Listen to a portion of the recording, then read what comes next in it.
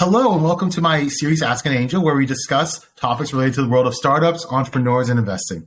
I'm your host, Jonathan Hung, and on today's episode, I'm joined by Rich Jun. Rich is the co-founder and managing partner of BAM Ventures, a top-performing early-stage consumer fund based in Los Angeles that he started with Brian Lee, a serial angel investor and co-founder of Legalzoom, Shoedazzle, and Honest Company. Prior to BAM, Rich served on Shoedazzle's senior management team and helped orchestrate the merger of the company with its largest competitor at the end of 2013. At BAM, Rich has used his full-stack company-building experience to invest in and help accelerate the growth of some of the most recognizable consumer brands that exist today. He has personally led investments in over 80 companies to date. Thank you so much, Rich, for being on the show. Great to be here, Johnny. Yeah, I'm excited to tell people this is the real partner of BAM. This is what gets the deals done. Everyone's going to talk about Brian Lee this or Brian Lee that, but you know what? Without Rich, there is no BAM. There is no Brian. So thank you for showing the world, Rich Jun. Well, I'm excited. Brian, if you're listening to this podcast, clearly BAM can't exist without the great Brian Lee. And BAM also has another amazing partner, Shameen Walsh. Absolutely. Shameen's wonderful. And it's great. So let's dig into it. Like, how'd you get into investing from being an operator and deciding wanting to become a venture capitalist?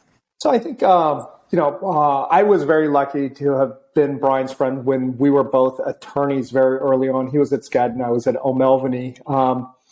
He had probably the vision to stop being a lawyer and build things on a new platform called the World Wide Web, or as we also knew it as the information superhighway. So he was one of the first entrepreneurs to actually build a business online, essentially taking the skills that he had as a lawyer and saying, okay, we're lawyers, learning on the job by charging our clients a lot of money. Let's use this new technology to see if we can kind of bring legal expertise to the masses at a price that they can afford.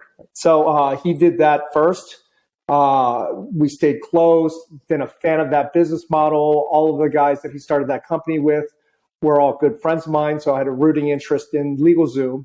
When Brian left Legalzoom because he saw another challenge, he gave me a call, and at this point, I too was of the mind that I could be a very good corporate attorney, but that for me to really be inspired to do something, I also wanted to be a company builder like Brian. So I jumped quickly at the opportunity to join him at Shoedazzle, which was Kim Kardashian's shoe subscription business that we built very early on for her, and which we sold to Textile, our largest competitor. Mm-hmm. Wonderful. So what do you love about being an investor versus, working at a startup or building a company? Well, it's almost unfair how being an investor is relative to being an operator, right? I've been in the shoes of both, and I can say that as an investor, there are certain skills that you bring to a company, and it really does kind of amplify the opportunity for the founders and the employees of the company, because you're responsible for later stage fundraising, to get the buzz out, to get buyers interested in the company, to also be able to see what's around the corner, which sometimes operators and company employees can't, because they're just too busy staying alive and working day to day on making sure that their company's great, right? So we focus in on the macro and they focus in on the micro. With that being said, there was a reason I decided to no longer be an operator. It's incredibly stressful, right? Like, you are living, breathing 24/7, especially if the company is yours, right? Like, there is no way you can turn off the attention that you give to a company by just saying it's someone else's problem. If it's your company, it's your problem. And I think with investors, as much as we like to say we're on the cap table, we're here on the journey with you, we are, but we're also on the journey with a lot of other different companies as well. So obviously we aren't as pot committed, right? So that level of that imbalance in terms of dedication and effort into a company has always struck me as a bit unbalanced, right? But with that, there is a role that venture capitalists play that is incredibly valuable for companies, and it's and for the company as well as for the ecosystem. So that's something that I embrace. But in short, as an operator, sometimes you don't sleep well at night. As an investor, I always sleep well at night. No, it's great that you say that. Yep, I totally agree. I'm actually starting a company now, and I feel the pain. But I'm glad I'm doing it so I can tell I have better experience to share with my portfolio companies. So, I think people would love to know, like, how do you usually find a company to invest in? Is there a particular pipeline that you appreciate that's different from others, or how do people reach out to BAM? We've been in LA we're not a Los Angeles fund. We started in Los Angeles because that's where our friends were, and we love investing in our smart friends as they launch their companies. So by happenstance, because we were here, we're perceived as an LA seed fund. And some of our greatest hits, including Honey, were from Los Angeles. But we get amazing deal flow because people know who we are. It started in Los Angeles. Those founders came to us. They would leave with a lot of the shared scar tissue that we would give to them, as well as a small seed check, which ended up doing well. We work with them as they get larger, as they sell their companies, or they have friends who are launching new companies, or their top lieutenants are leaving the company to start their own version of whatever company they think is going to be their life's work. We're usually the first call because we've been there. We can talk about the operator journey, being operators, and what that journey involves. Although I've got to say, when we started the fund in 2014, that was a little bit more unique. Nowadays, I think some of it's marketing, but some of it's true. There are so many great operators who have transitioned to VC that it really has become competitive. But I think what differentiates us is we've been doing it for a while. We write smaller size checks, always with the mind that we like sharing deals with some of the people that we think are very smart about certain spaces and sectors that we may not be the industry expert in. So our funnel is amazing. And Brian Shamin and I always joke about, like, if we just don't stand in the way of our deal flow, we will make money for our LPs. Right? Like we've worked really hard to get that deal flow, and we're incredibly proud of it. And it's paid off time and time again. And, our job is to make sure that we pay attention to the deals that hit our deal flow, and to, through muscle memory, just understand which ones don't have the greatest potential for success. And those are the ones that we boot out of our funnel. But everything, and that's why our model is to invest in slightly more companies than your typical fund. Mm-hmm. No, wonderful. Yeah. And I can attest, you've done an amazing job. I'm an LP in your fund, full disclosure to everyone. And Rich is one of the few funds that return money in a short amount of time. That's the best. I mean, there's nothing else you could say about that.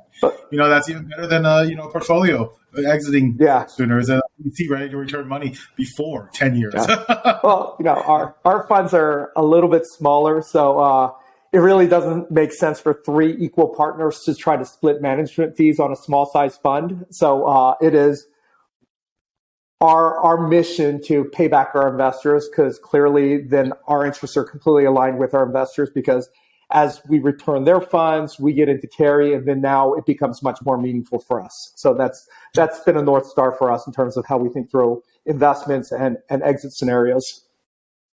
Mm-hmm. And so I think people love to understand, how many portfolio companies does BAM have, and how do you split it up between the three key partners? So that's a great question.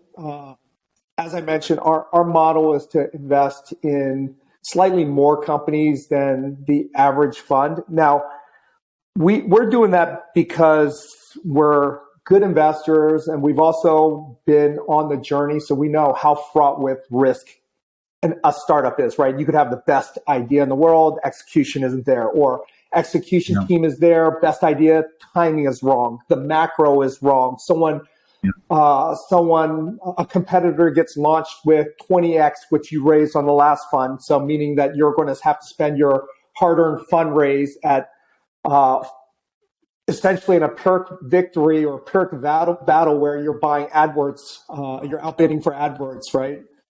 So we like being a little bit more indexed when it comes to early stage, because when we trust our deal flow and our instincts, when it does hit, being very early on into a company that exits for a couple $2 billion is really meaningful for us as well as our LPs.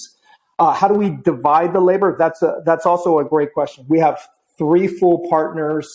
We like to invest in maybe 15 companies every year.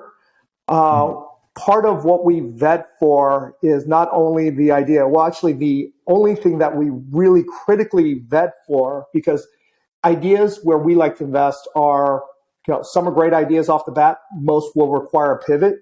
So where we like to test is for the founders, right? Like we want to understand that they have an insight into the solution that they're providing to solve for a problem that is intimately close to them, right? Like they know the ins and outs of the problem that they're trying to solve for, or the audience that they're trying to deliver a product for.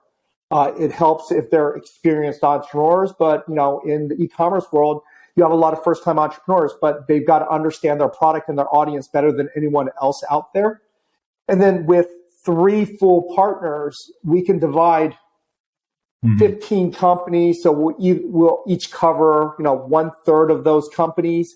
And then lastly, because we're super early on, we tend to work with companies as we invest in them. And the stuff that we do very early on, because we have a playbook, isn't that original. I really wish it was, but it's really, there are certain, we put it into the type of company it is, and then because we've invested in so much, or we built those type of companies, it's pretty simple, the plan that we give to them, and we put them to that plan, and we make sure they stick to it.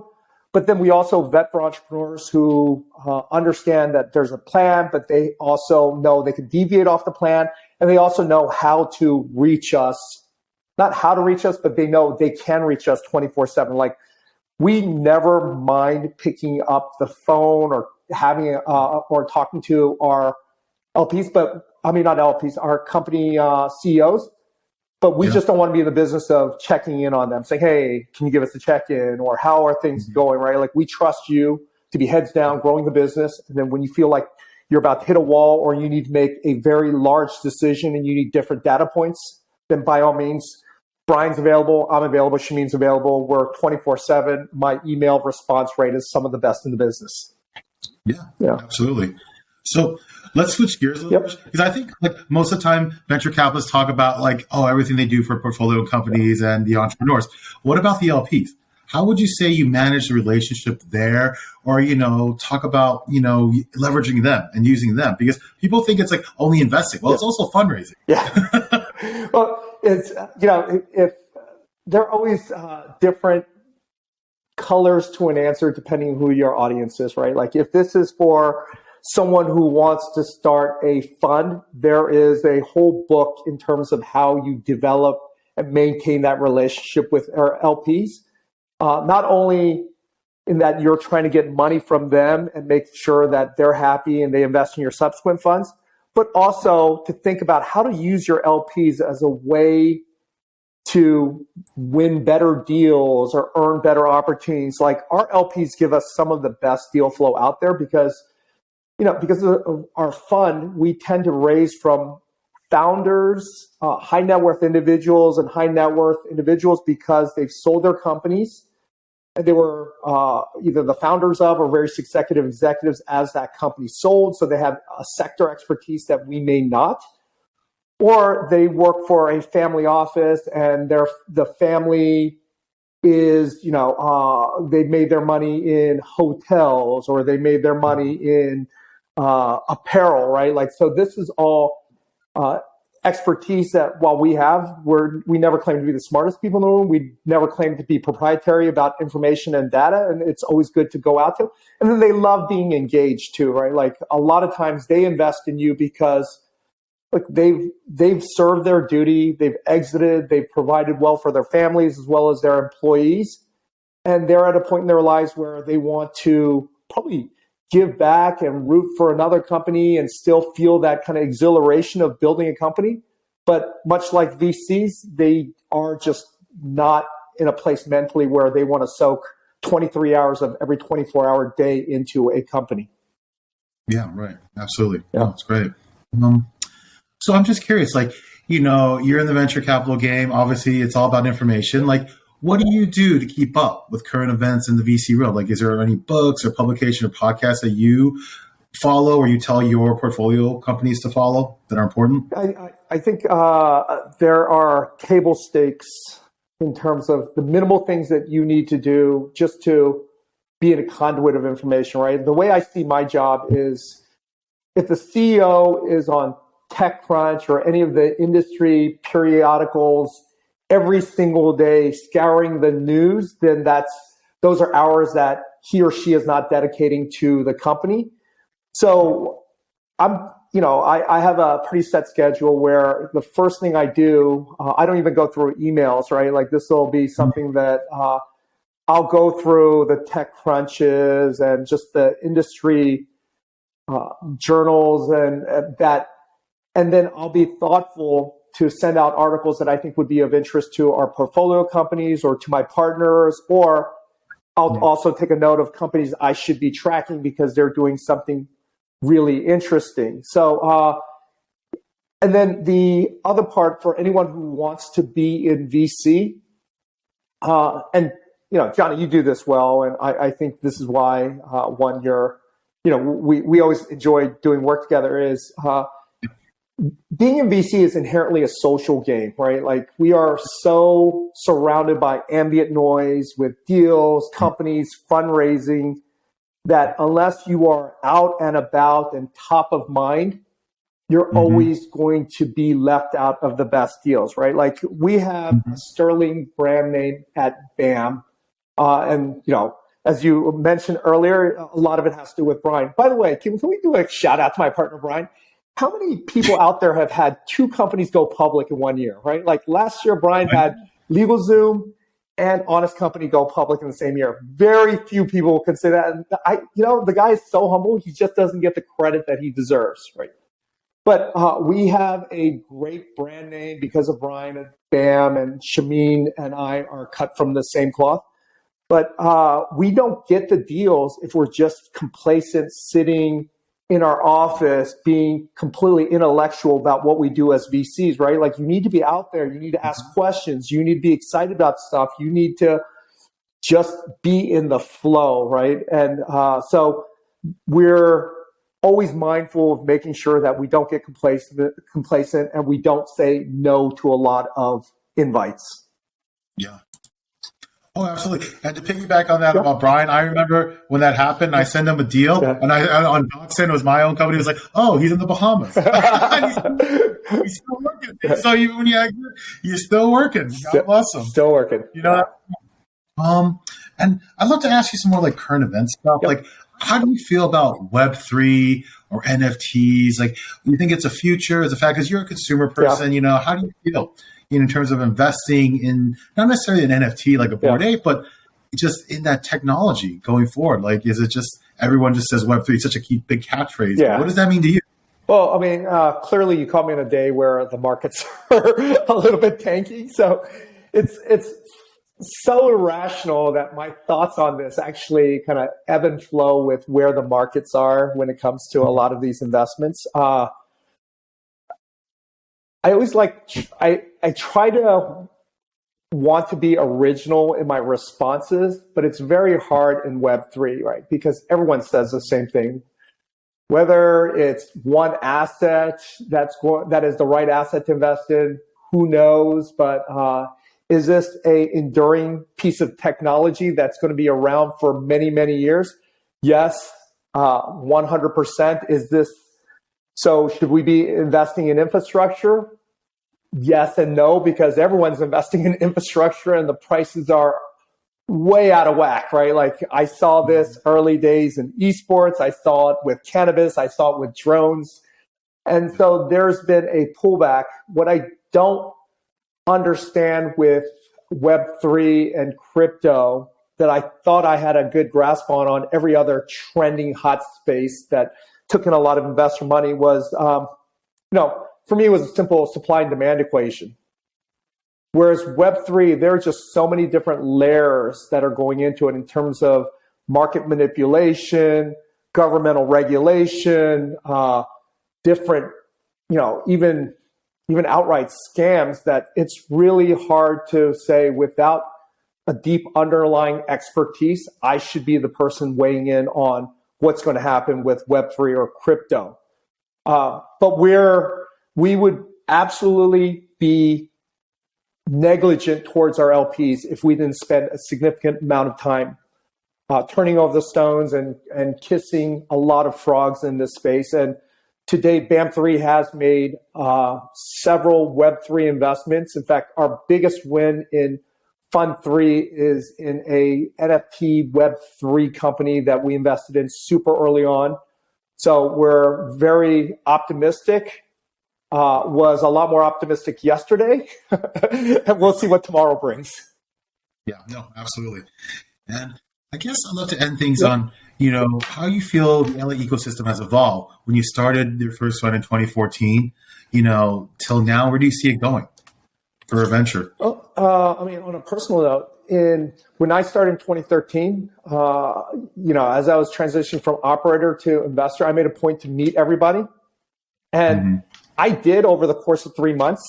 Now there are so many new funds and players, and all my friends that we met when BAM1 first launched, they've launched much larger funds. So LA is not it's still a friendly neighborhood, but we are more, it went from a small supportive community to now a fully blown out ecosystem where, the money's there, the expertise is there. And, personally, it feels a lot more like a business, which again, some may say that's a good thing. Some may say it's a bad thing. I don't think I can just, I don't think I have a thought on this. It is much more of a business now than it ever was. And I think there's still a ton of room left in terms of how much more Los Angeles can go. So I expect more money to be in the system. I expect more funds to come into LA. And so I've been long on LA for a very long time, and I love it here. No, absolutely. Yeah. I'm with you. And I think I'd love to end this with a little tidbit. How did you agree to call it BAM? I know why it's called BAM, but how did you agree to it? Everything. So Brian is married to this wonderful woman. Her name is Mira. So as we were thinking through names for the fund, and it's not an easy process to think of the right name for a fund because you're walking that fine line between being cheesy and overly confident. Right? So Brian and his wife Mira always held a lot of their business interests in BAM. Brian and Mira, BAM. So I was somewhat resistant to the name. Actually, I was just absolutely resistant to the name, but because I couldn't come up with something better, we had put it in brackets until the very last day where we had to actually sign the documents. I noticed that the brackets had fallen off and it was BAM Ventures. At that point, I just didn't have enough energy or a better option to fight back. So we are at BAM Ventures, which I think people like. It's memorable. It's kind of stuck. I like it. And nowadays, when people ask me what BAM stands for, I don't really tell the long story about Brian and Mira. I basically say BAM stands for Brian and me. So yeah. I like that much better. Brian and me. And Shamin. That's right. Oh, that's wonderful. Hey, well, you know what, Rich? Thank you so much for doing this. If someone wants to connect with you or send you a deal, where should they go? Best place to reach me is my email. It's richard@bam.vc, Victor Charlie. Okay, wonderful. Hey, thank you so much, Richard. Great. Had a great time. Take care. Thank you.